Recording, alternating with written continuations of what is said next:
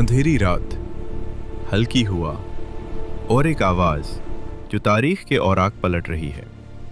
ये कहानी है एक ऐसी कौम की जिसे नेमतें भी मिली और अंजाम भी। ये कहानी है इक़्तिदार की, ईमान की और नाफरमानी के अंजाम की। ये कहानी है कौम सबा की।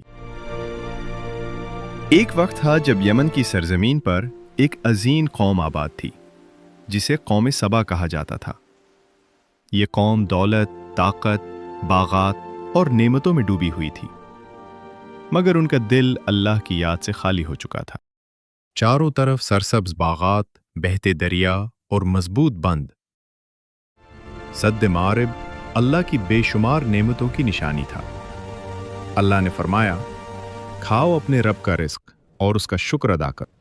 मगर शुक्र उनके दिलों में कमजोर पड़ने लगा।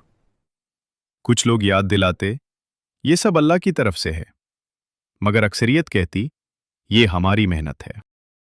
हजरत सुलेमान अलैहिस्सलाम कौम सबा के दरमियान तशरीफ लाए। वो न गुरूर के साथ आए न ताकत के इजहार के लिए। उन्होंने लोगों को जमा किया और नरमी से फरमाया, ये दौलत, ये ताकत, ये सल्तनत तुम्हारी नहीं, ये सब अल्लाह की अता है। शुक्र अदा करो, अल्लाह की इबादत करो और तकब्बुर से बचो। अल्लाह ने हजरत सुलेमान अलैहिस्सलाम को ऐसी ताकतें अता की जो किसी और को नहीं मिली। जिन्नात उनके हुक्म पर काम करते थे। परिंदों, चींटियों और जानवरों की बात वो समझते थे। हवा हजरत सुलेमान अलैहिस्सलाम के हुक्म से उन्हें महीनों का सफर चंद घंटों में करा देती थी। इसी कौम में एक हुक्मरान थी, वो थी मलका बिल्कीस। हजरत सुलेमान अलैहिस्सलाम ने हुदहुद के जरिए मलका बिल्कीस को खत भेजा। खत में लिखा था, ये सुलेमान की तरफ से है और ये अल्लाह के नाम से शुरू होता है जो निहायत मेहरबान, बार बार रहम करने वाला है। मेरे मुकाबले में सरकशी ना करो और फर्माबरदार होकर आ जाओ। जब मलका बिल्कीस हजरत सुलेमान अलैहिस्सलाम के दरबार में पहुंची, महल में दाखिल होने को कहा गया। वो शीशे के फर्श को पानी समझ बैठी और अपनी पिंडलियां समेट ली। हजरत सुलेमान अलैहिस्सलाम ने फरमाया, ये शीशे से बना हुआ महल है।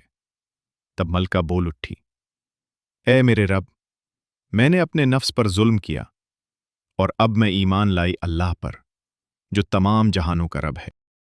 कुछ अरसे तक कौम सबा ने इताअत इख्तियार की, नीमतें कायम रहीं। वक्त गुजरा, नए हुक्मरान आए और फिर से नाफरमानी शुरू हो गई। शुक्र छोड़ दिया गया। हम सुलेमान को नहीं मानते।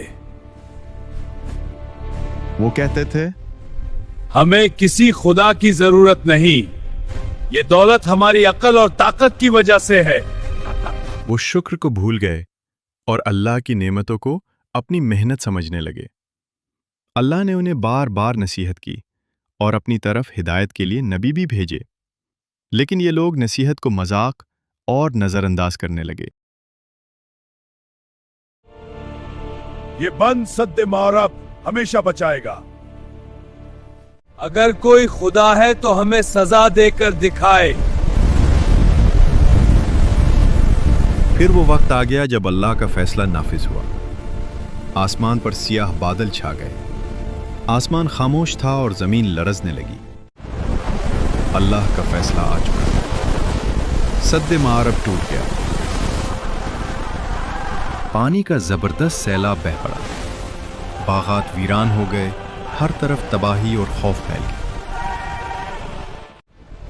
लोग चीखते और खौफजदा हो गए। ये क्या हो रहा है? शायद हमने गलती कर दी।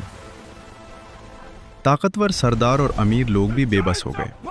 उनकी दौलत, ताकत और गुरूर किसी काम ना आए। हर चीज अल्लाह के अजाब के सामने बेबस नजर आ रही थी। अल्लाह ने कौम सबा को दूसरों के लिए एक इबरत बना दिया। ये सब अल्लाह की कुदरत है। ताकत और दौलत इंसान को बचा नहीं सकती, गुरूर इंसान को तबाह कर देता है। आज भी ये जमीन उनकी कहानी सुनाती है और इंसानों को याद दिलाती है कि शुक्र अदा करना, अल्लाह की इताअत करना और गुरूर से बचना जरूरी है। अगर आपको ये कहानी पसंद आई हो तो वीडियो को लाइक करें, शेयर करें اور ہمارے چینل کو سبسکرائب کرنا نہ بھولیں